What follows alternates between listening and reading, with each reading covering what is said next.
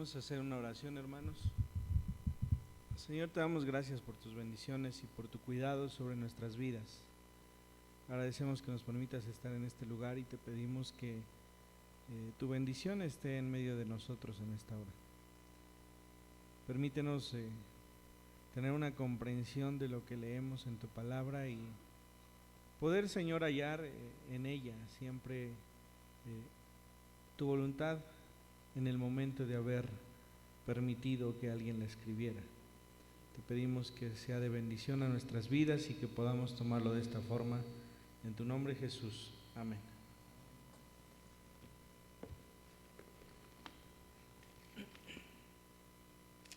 Ya estamos en el capítulo 9 de Primera de Corintios.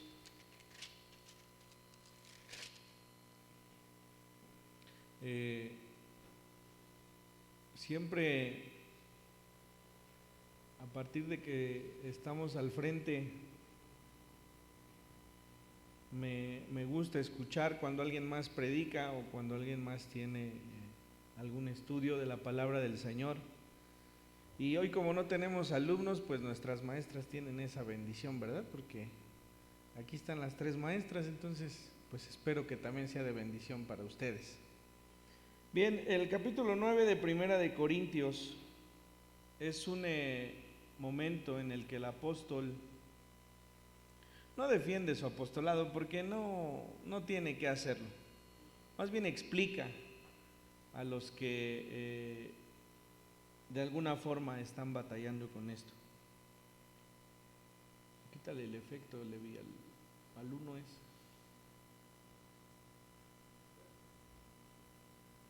Y empieza haciéndolo con algunas preguntas que son importantes y relevantes para este capítulo. Dice: no soy apóstol, no soy libre, no he visto a Jesús el Señor nuestro, no sois vosotros mi obra en el Señor. Si para otros no soy apóstol, para vosotros ciertamente lo soy, porque el sello de mi apostolado sois vosotros en el Señor. Contra los que me acusan, esta es mi defensa. ¿Acaso no tenemos derecho de comer y beber? ¿No tenemos derecho de traer con nosotros una hermana por mujer, como también los otros apóstoles y los hermanos del Señor y Cefas? ¿O solo yo y Bernabé no tenemos derecho de no trabajar? Creo que difícilmente usted ha escuchado en este púlpito y en esta iglesia que alguien hable acerca de los diezmos y de las ofrendas y de cómo la iglesia debe ser el sustento del pastor. Pocas veces ha pasado. Por allí alguna vez, no hace mucho por supuesto, me decía una hermana: es que predica de eso. Y yo decía: no es necesario. Los hermanos saben de alguna forma que esto es pues una responsabilidad en cada quien hacerlo. Pero me decía: es que se pierden de la bendición los que no lo hacen. En eso estamos de acuerdo. La Biblia dice que desde que Jacob sale de su tierra, hace un compromiso con Dios ventajoso para él, debo decirlo, ¿no?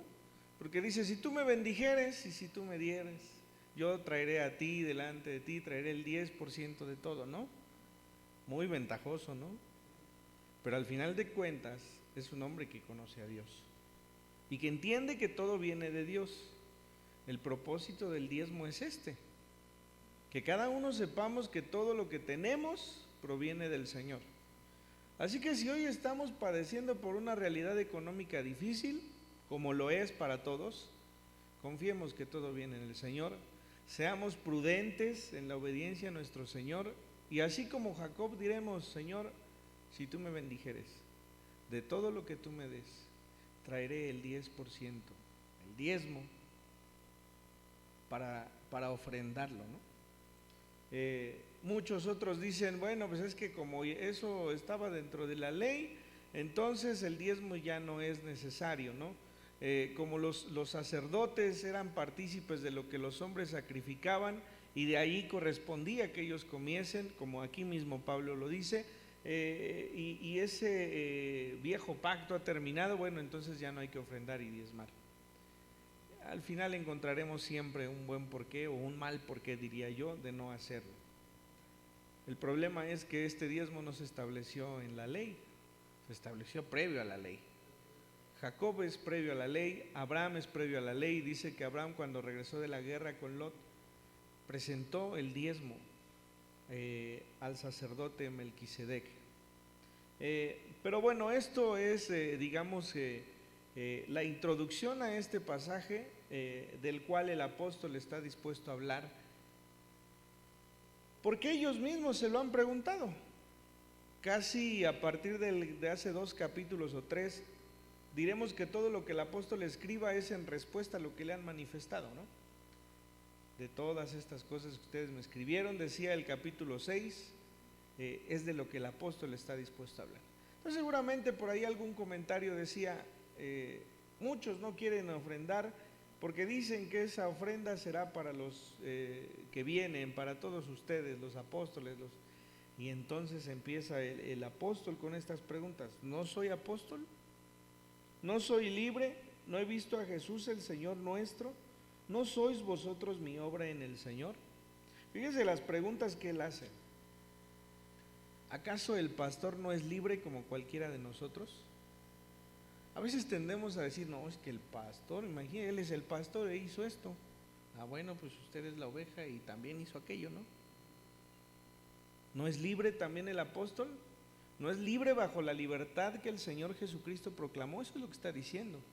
¿O acaso yo no soy libre por la sangre del Cordero? Por supuesto que sí. Entonces, y no es hallar una justificación para el que está al frente, se equivoca.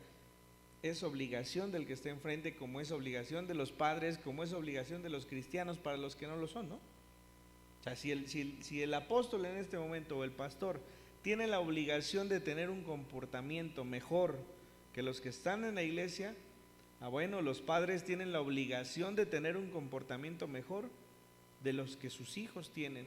Y sus hijos tienen la obligación de tener un mejor comportamiento de todos aquellos que no conocen de Dios. Pero todos absolutamente alegamos la libertad que el Señor Jesucristo nos dio en el Calvario. Porque de lo contrario entonces tendríamos que decir que cualquiera es salvo por sus propios méritos, pero no. Cada uno de nosotros hemos usado la libertad que Dios nos dio a través de su sacrificio. Entonces dice, yo no soy libre, y les ha de responder a decir que él es apóstol con otras 2 preguntas. ¿No he visto a Jesús el Señor nuestro? Fíjense, poca cosa, ¿no? Ustedes de alguna manera no me dan el lugar que yo debería tener, dice el apóstol. Nada más que yo vi al Señor Jesucristo. Y no solo eso, la Escritura dice en los Gálatas que el apóstol recibió el evangelio del propio Señor Jesús. Dice, y a mí no me lo enseñaron ni los apóstoles ni esto, me los enseñó el Señor Jesucristo mismo. Y la segunda pregunta es todavía más directa. ¿No sois vosotros mi obra en el Señor? Es decir, si ustedes dudan que yo soy apóstol, pero todos ustedes han creído por mi predicación, entonces ¿qué duda hay? Ustedes son el sello de ese apostolado que Dios me ha dado. Si para otros no soy apóstol, para vosotros ciertamente lo soy. Hablando de los judíos, ¿no? Los judíos obviamente tendrían como apóstol a los discípulos que el Señor había dejado, ¿no? De Pedro ni se diga, aquí lo va a nombrar, pero de todos aquellos que había dejado el Señor, a esos los tomaban en cuenta como apóstoles. Entonces el apóstol dice, si para ellos no lo soy, para ustedes ciertamente lo soy, porque a ustedes les traje el evangelio. Ustedes no pueden decir que no lo soy, porque ustedes han escuchado la meditación. Para vosotros ciertamente lo soy, porque el sello de mi apostolado sois vosotros en el Señor. Contra los que me acusan está mi defensa. ¿Acaso no tenemos derecho de comer y beber? ¿No tenemos derecho de traer con nosotros una hermana por mujer, como también los otros apóstoles y los hermanos del Señor y Cefas? ¿O solo yo y Bernabé no tenemos derecho de no trabajar? Bien, algunos dicen que por esto el apóstol entonces siempre sí era casado, ¿no? Pero lo que está diciendo es, otros vienen, hablando de Cefas y hablando de otros vienen incluso con su mujer y con sus hijos. y a todos ellos atienden y a todos ellos le dan de comer. ¿Por qué a Bernabé y a mí no? O sea, esa es la pregunta. ¿Por qué a todos aquellos, aún vengan con alguien más, se les atiende y a mí y a Bernabé no? ¿No tenemos ese derecho? ¿Quién fue jamás soldado? Dice, a sus propias expensas, quien planta viña y no come de su fruto, o quien apacienta el rebaño y no toma de la leche del rebaño. Digo esto solo como hombre, ¿no dice esto también la ley? Porque en la ley de Moisés está escrito, no pondrás bozal al buey que trilla. ¿Tiene Dios cuidado de los bueyes? ¿O lo dice enteramente por nosotros?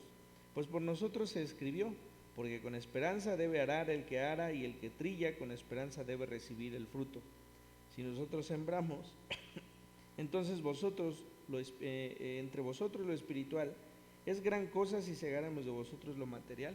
Fíjese, pone 3 puntos allí para que ellos se den cuenta de que es una obligación de la iglesia atender a los que predican. La primera de ellas ya la dijo de acuerdo a lo que está sucediendo. O sea, ustedes a nosotros no nos quieren dar un sustento, pero a Cefas y a todos los demás sí lo hacen. Ese es el primer punto. El segundo punto que pone es a través de la ley que se encuentra en Deuteronomio.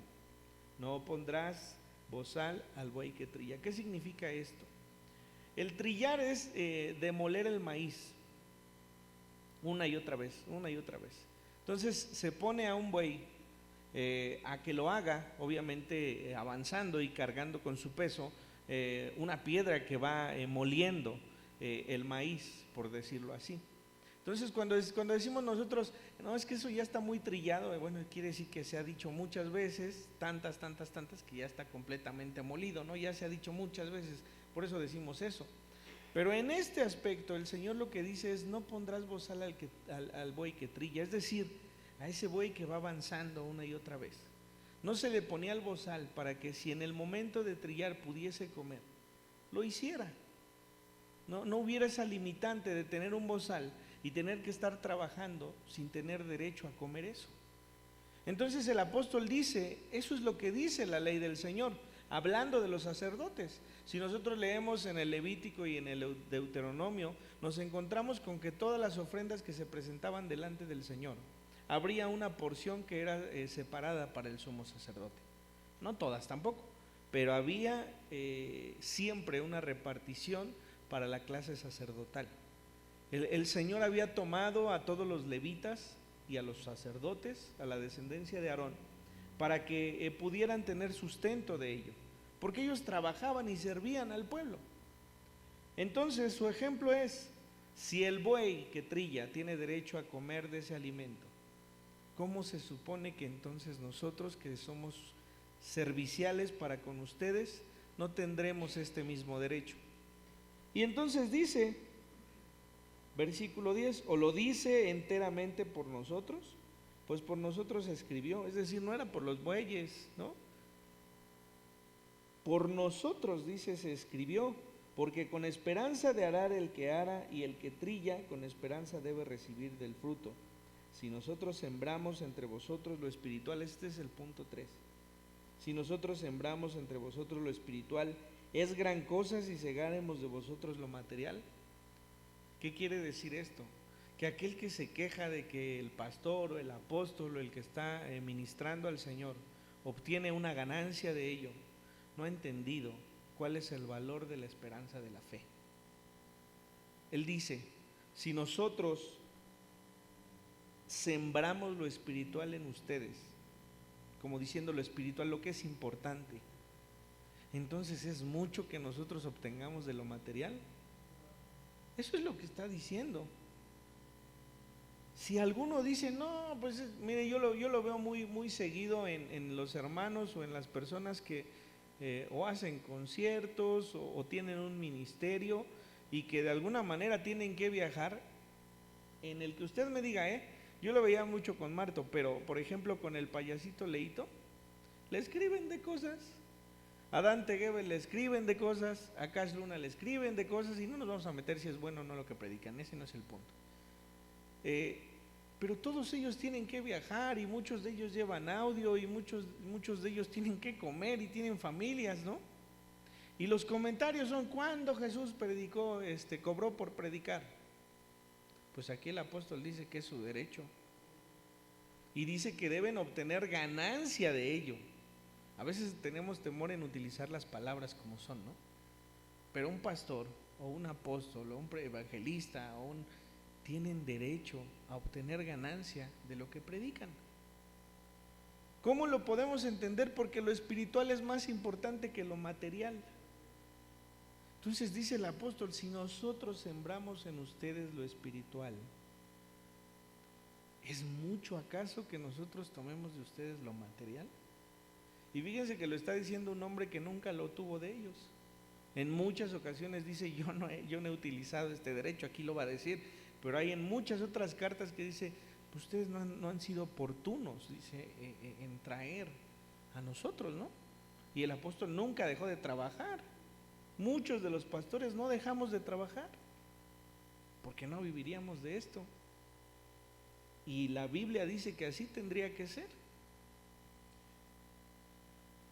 Si otros participan de este derecho, dice, sobre vosotros, ¿cuánto más nosotros? Es decir, ¿cuánto más nosotros que estamos aquí con ustedes y que les atendemos y que buscamos traer para ustedes lo que Dios da? Pero no hemos usado de este derecho, sino que lo soportamos todo, por no poner ningún obstáculo al Evangelio de Cristo. Es decir, ese obstáculo que usted crea que va a mantenerme, no me mantenga. Prefiero trabajar para que usted conozca del Evangelio y ese no sea un obstáculo, siendo que tenía derecho a recibir.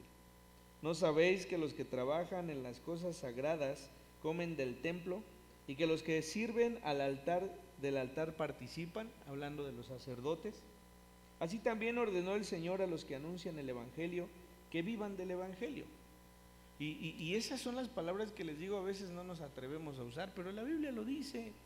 Es que tú vives del Evangelio. Pues sí, así dice la Biblia, ¿no? Vente tú de pastor, que el Señor te sostenga. Batalla tú con tus hijos, ¿no? Es caro tener hijos, ¿no? Ya me di cuenta. Ya me di cuenta, pero gracias a Dios también Él nos ha sustentado. Y debo decir, no ha sido de la iglesia. No ha sido así. Dios nos ha dado un trabajo a mi esposa y a mí y nos ha bendecido de esta forma. Pero son caros, ¿no? Y todos aquellos que no tienen otro trabajo porque en verdad se dedican día y noche y todos los días a atender a la iglesia, esos merecen que sea así. No digo que no todos los pastores lo merezcan, pero hay personas que de verdad viven una prueba de fe a diario, esperando que Dios les sustente. Y saben que Dios lo hace. Y tristemente muchas veces no es de la iglesia, muchas veces son de los externos. Pero así dice. Pero dice el apóstol en el versículo 15: pero yo de nada de eso me he aprovechado, ni tampoco he escrito esto para que se haga así conmigo, porque prefiero morir antes que nadie desvanezca esta mi gloria. El apóstol ha entendido también el servicio de una manera distinta. Voy a leer estos 3 versículos más y regresamos a ello. Pues si anuncio el Evangelio, no tengo por qué gloriarme, porque me es impuesta necesidad, y ay de mí si no anunciar el Evangelio. Por lo cual, si lo hago de buena voluntad, recompensa tendré, pero de mala voluntad la comisión me ha sido encomendada. ¿Cuál pues es mi galardón? Que predicando el Evangelio presente gratuitamente el Evangelio de Cristo, para no abusar de mi derecho en el Evangelio.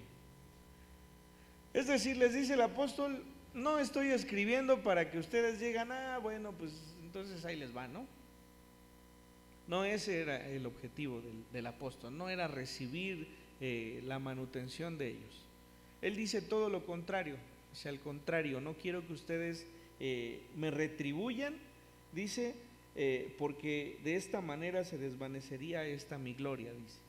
¿Cuál es la gloria? Para todos los que sabemos de dónde nos ha sacado el Señor, es una gran bendición que nos haya tomado por fieles para servirle. Eso es lo que el apóstol quiere decir. Para él la gran recompensa es que Dios le permita traer el Evangelio, dice, gratuitamente.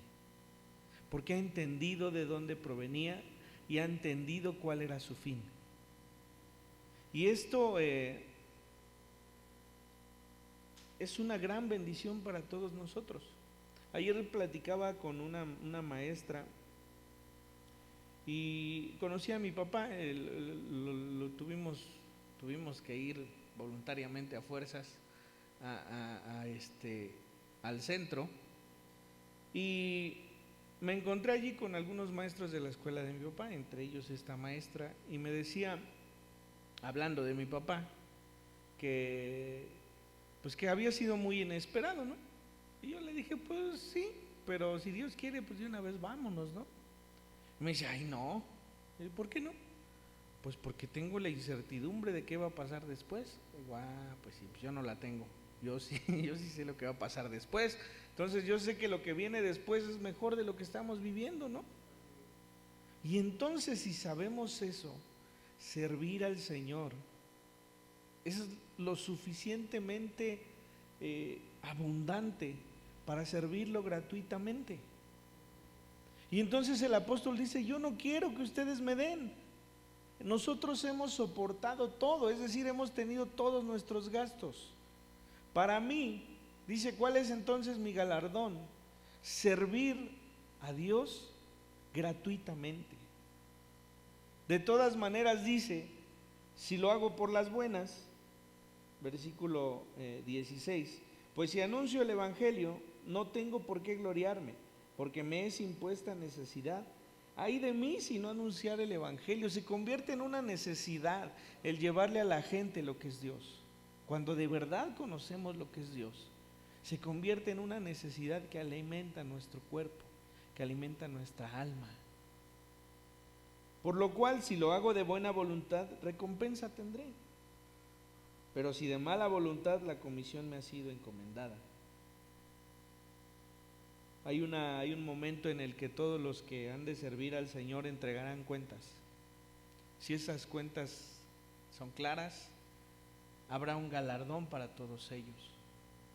Si no lo son, como lo vimos en el capítulo 4, dice el apóstol que el siervo debe ser hallado fiel. Y lo veíamos, ¿no? Habrá quienes han de predicar al Señor por años, pero al no encontrar una fidelidad en esos hechos, no recibirán ese galardón.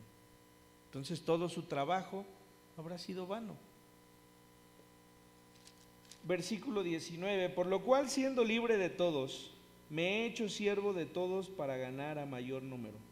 Me he hecho a los judíos como judío para ganar a los judíos, y a los que están sujetos a la ley, aunque yo no esté sujeto a la ley, como sujeto a la ley, para ganar a los que están sujetos a la ley. A los que están sin ley, como si yo estuviera sin ley, no estando yo sin ley de Dios, sino bajo la ley de Cristo, para ganar a los que están sin ley.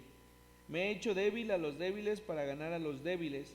A todos me he hecho de todo para que todos, de todos modos, salve a algunos.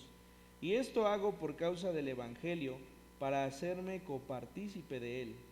¿No sabéis que los que corren, bueno, hasta acá? Dice el apóstol, yo soy judío del linaje de Benjamín, ¿no? Fariseo de fariseos. Me instruí a los pies de Gamaliel. Por si fuera poco, el evangelio se lo trajo el Señor Jesucristo directamente a él. Y él dice, me he hecho siervo de todos para ganar a mayor número. Si alguien podía jactarse, era él. Si entre nosotros podemos encontrar personas de mucha sabiduría, si de verdad son sabios, lo primero que harán será ser serviciales para con los demás. Y entonces dice, yo me he hecho siervo de todos ustedes. Me he hecho a los judíos como judío. Esto no quiere decir que sea hipócrita el apóstol, ¿no? Y que depende con quién estés, cómo se comporta. Pero había muchas veces que para que lo escuchasen los judíos, él tendría, por ejemplo, en algún ejemplo, le permitieron, dice, pues ven, solamente que necesitas hacer voto de nazareato. Y se rapó, ¿no? Era un acto, un acto judío. Participaba de las fiestas judías, trataba de cumplir con toda la ley judía con tal de que le escucharan. Entonces dice, yo sé que esto ya no es necesario para que Dios me salve, Dios me ha salvado por creer en Él. Sin embargo, no me ha importado el hacerme judío como todos los judíos para que me escuchen. Tampoco dice, me ha importado a los que están sujetos a la ley, dice como sujeto a la ley. A los que están sin ley, como si yo estuviera sin ley, no estando yo sin ley de Dios, sino bajo la ley de Cristo. Es decir, a todos esos gentiles que no tienen que replicar lo que la ley dice, porque no son parte de este pueblo. Así también me he hecho, para que todos ustedes me escuchen. Entonces yo me imagino, por ejemplo, participando de los alimentos con ellos de una manera sin problema, como lo veíamos la semana anterior, comiendo a lo mejor de lo que había sido ofrecido en sacrificio, sabiendo que esto no tendría consecuencia en su salvación. Y lo ha hecho por amor a todos ellos, para que pueda ser escuchado por ellos. Les decía la semana anterior, si ponerse un velo, una falda, o el hombre ponerse una corbata o vestirse de tal o cual forma va a ayudar para que alguien nos escuche, pongámonos y hagámoslo. Hagámonos como ellos. Ay, no, pero yo cómo ir a esa iglesia si no llevas falda, no te dejan pasar, tan locos. Póntela y ve que la falda no tiene nada de diferencia, porque el propósito es que te escuchen. Y si tú te puedes hacer como ellos son, quiere decir que has entendido de qué se trata el evangelio, porque el evangelio se comparte por amor. No quiere decir tampoco que aquellos estén perdidos, ¿verdad? Si han creído en el Señor Jesucristo, por supuesto que hay salvación. Si en la cárcel no dejan que una mujer entre y predique, pues no entres. Ora para que el que vaya lleve palabra, ¿no? Debemos hacernos como todos aquellos con el único fin de que nos escuchen, porque ellos también necesitan escuchar de la salvación del Señor Jesucristo. El ejemplo más grande de estos es el propio Señor Jesucristo. Se hizo hombre como cualquiera de nosotros para que nosotros le escuchásemos. Comía con todos aquellos, decía, ladrones, con las prostitutas, para que le escuchasen. Se hizo como todos nosotros. Es decir, dejó su divinidad, dejó de ser Dios, se despojó de sí mismo, dice la Escritura, para que nosotros pudiésemos escuchar. Cualquier pretexto que nosotros pongamos no es válido, porque el propósito es que la gente nos escuche acerca de la salvación. Y por último, él pone un ejemplo acerca de lo que los corintios escuchan a diario o viven a diario.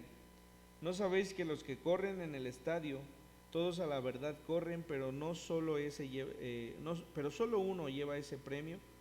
Corred de tal manera que lo obtengáis. Todo aquel que lucha, de todo se abstiene. Ellos a la verdad para recibir una corona corruptible, pero nosotros una incorruptible. Así que yo de esta manera corro, no como a la aventura, de esta manera peleo, no como quien golpea el aire, sino que golpeo mi cuerpo y lo pongo en servidumbre, no sea que habiendo sido heraldo para otros, yo mismo venga a ser eliminado. Este versículo es utilizado de dos formas. La primera de ellas lo utilizan como si el apóstol estuviese diciendo que por cuidar del galardón de unos, él pueda perder su alma. Y el otro es utilizado por la palabra eliminado, pues que de alguna manera después de la vida en esta tierra pues seremos eliminados y ya. Pero bajo el contexto que hemos analizado en todo el capítulo, el apóstol está hablando, por supuesto, del apostolado, es decir, del ministerio. Entonces él dice que en el ministerio es como una carrera, nada más que en las carreras solo gana una persona, en lo espiritual no. Cuando nosotros corremos la carrera espiritual, todos podemos ganar si es que corremos de la manera adecuada. Segundo, todo aquel que lucha, de todo se abstiene. Ellos a la verdad para recibir una corona corruptible, pero nosotros una incorruptible. Para todo aquel que sirve, hay una corona incorruptible que será dada por el Señor Jesucristo el día de su venida. Y una corona incorruptible es aquella que no termina, que permanece. Y por último dice, así que yo de esta manera corro, no como a la aventura, de esta manera peleo, no como quien golpea al aire, sino que golpeo mi cuerpo y lo pongo en servidumbre. Es decir, el apóstol sabe que él tiene que someter a su cuerpo para que pueda cumplir de la mejor forma con lo que el Señor necesita de él como persona. Nosotros debemos tener esfuerzos que cambien nuestra vida. Dice, no golpeo como si golpeara al aire. Cuando nosotros vemos el box y hay uno que nomás tira golpes y no le atina nunca, pues se cansa de todas maneras y es un esfuerzo que hace y no genera ningún daño. Dice él, yo golpeo mi cuerpo, el versículo 27, sino que golpeo mi cuerpo y lo pongo en servidumbre, es decir, lo pongo a que obedezca lo que tiene que hacer. ¿Sí? ¿Cómo se hace esto? Con el Espíritu Santo de Dios. Le decía el Señor Jesucristo a Pedro, Pedro, el espíritu a la verdad está dispuesto, pero la carne es débil. Cuando lo mandó a orar ahí en el monte de Getsemaní, ¿no? Se le había dicho, me vas a negar 3 veces. ¿Qué le está diciendo? Tu espíritu de verdad está dispuesto a no negarme, pero tu carne te va a llevar a negarme. ¿Cuál era la única solución? La que el Señor Jesucristo tuvo en ese momento. Dice la Escritura que el mismo Señor Jesucristo decía, si es posible, pase de mí esta copa. No era que quisiese ir a la muerte como si nada, ¿no? Su espíritu estaba dispuesto, el espíritu del Señor Jesucristo estaba dispuesto. Y tuvo que someter su carne a lo que el espíritu quería. ¿Cómo lo hizo? Aquí Pablo nos dice, golpeo mi cuerpo y lo pongo en servidumbre. Es decir, hermanos, nuestro cuerpo debe estar dispuesto a obedecer lo que nuestro espíritu quiere. ¿Cuál es la única manera? Con el Espíritu Santo de Dios, orando y clamando al Señor para que todas esas cosas se aparten. ¿Cuál es la única manera en que podemos terminar con vicios? Orando al Señor, clamando al Señor y evitando ponernos en situaciones que nos lleven a ello.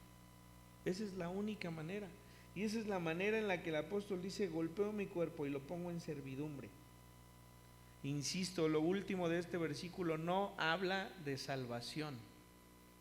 No habiendo sido heraldo para otros, yo mismo venga a ser eliminado. ¿Eliminado de qué? De la carrera de la cual está hablando hace un momento, ¿no? ¿Cuál es esa carrera? La carrera por recibir la corona incorruptible para todos aquellos que sirven al Señor. No está hablando de salvación. Y por supuesto no está hablando de ser aniquilado y eliminado de la existencia del universo después de que muera. Está hablando bajo un contexto que hemos venido leyendo en todo el capítulo. Entonces, si pudiésemos concluir de algo en este capítulo 9 es, el apóstol sabe perfectamente a qué tiene derecho. Y tiene derecho porque el mismo Señor Jesucristo lo estableció así. Cuando los mandó, dice ir de 2 en 2, les dijo que no llevasen nada. No lleven nada. ¿Por qué? Porque Él los iba a sustentar. Era su derecho recibir de esto por servir al Señor. Sin embargo, el apóstol les dice, no estoy escribiendo para que a partir de ahora voy a pasar cada semana, ¿no? Para que me sustenten. No les está diciendo eso. Y les está explicando que para Él lo más importante es recibir esa corona incorruptible. Y no quiere decir que el que recibe de la iglesia no tenga esta corona.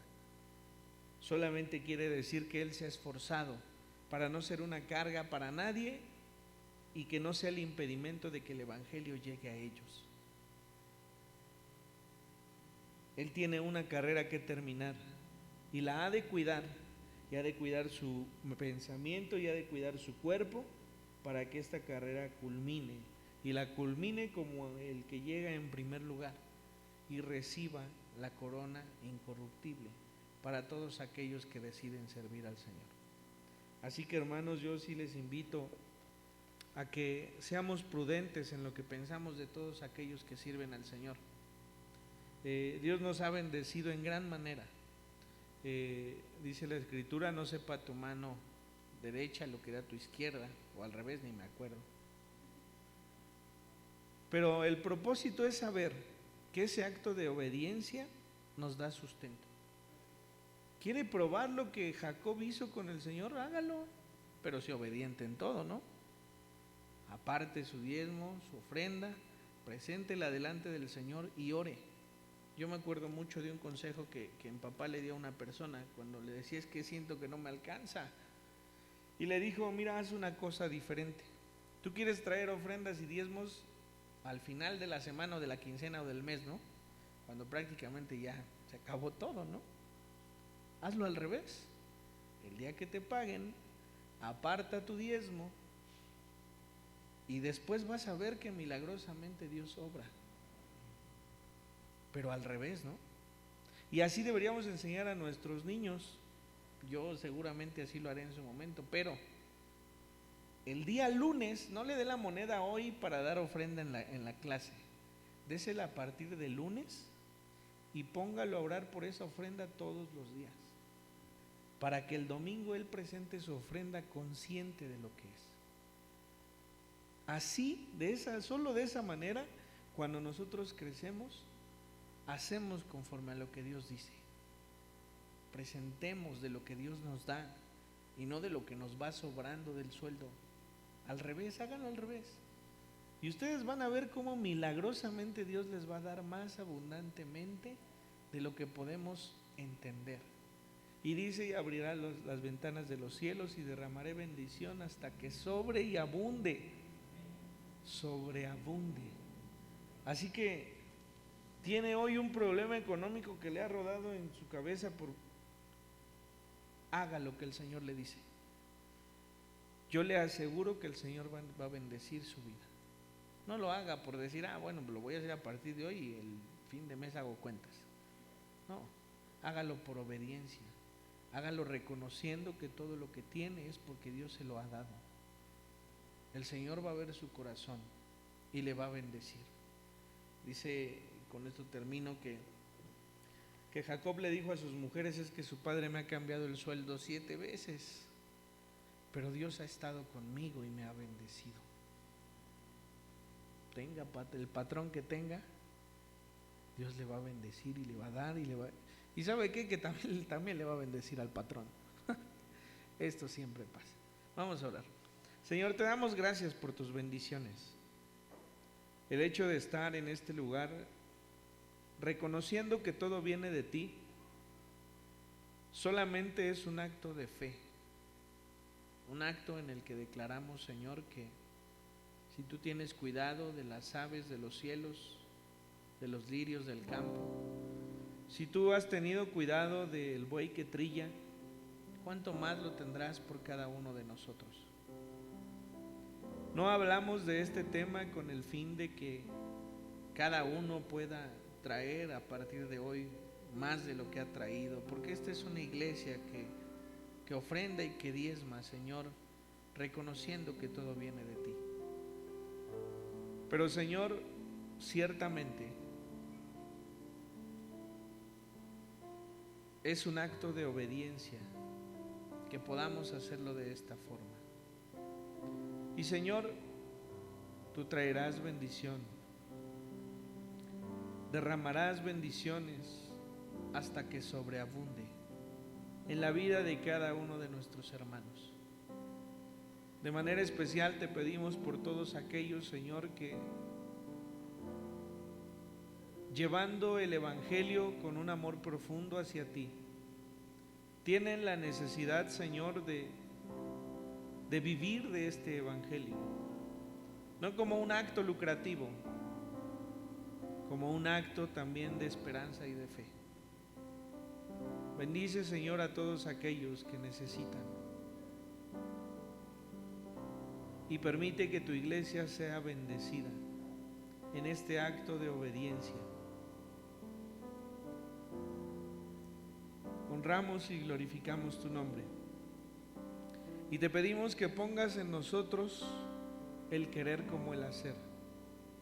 Y que si nuestro espíritu está dispuesto, podamos someter a nuestro cuerpo a servidumbre, para que podamos honrarte con nuestra vida y podamos tener este galardón que tú nos has prometido, la corona incorruptible, Señor, el día que tú vengas. En tu nombre, Jesús, oramos. Amén.